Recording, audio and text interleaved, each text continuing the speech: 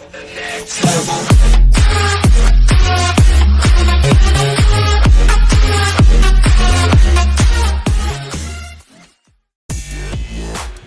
বন্ধুসকল, মোৰ নাম হ'ল ৰাজ আৰু আপোনালোক সকলোকে স্বাগতম জনাইছোঁ মোৰ চেনেল টেকনিকেল নজলৈ।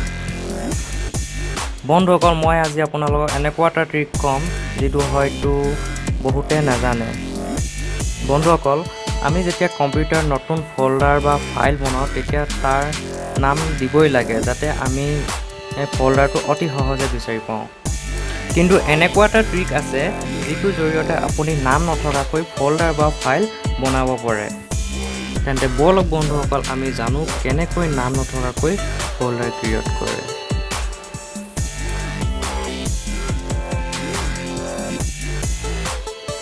বন্ধুসকল, আমি সকলোৱে জানো যে ফল্ডাৰ বনাবৰ কাৰণে কিবা নহয় কিবা এটা নাম দিবই লাগিব, নহ'লে আমাৰ ফল্ডাৰটো ক্ৰিয়েট নহ'ব।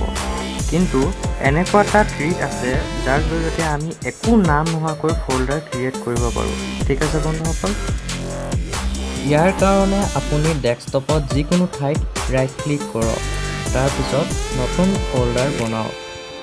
আপোনালোকে আগতে বনোৱা ফল্ডাৰটো এইটো ইউজ কৰিব পাৰে।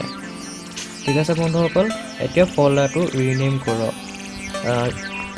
ৰিনেম কৰোঁতে তাত নাম লিখা বদলি কীবৰ্ডত Alt+255 দবাওক আৰু এণ্টাৰ কৰি দিয়ক। এয়া চাওক বন্ধুসকল, আপোনালোকে দেখা পায় যে নাম নথকা ফল্ডাৰ আমাৰ ক্ৰিয়েট হৈ গৈছে।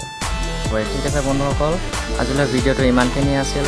আশা কৰিছোঁ আপোনালোকে ভিডিঅ'টো চাই ভাল পালে। যদি ভিডিঅ'টো ভাল লাগে লাইক কৰিব, শ্বেয়াৰ কৰিব আৰু ছাবস্ক্ৰাইব কৰি দিব। Thank U.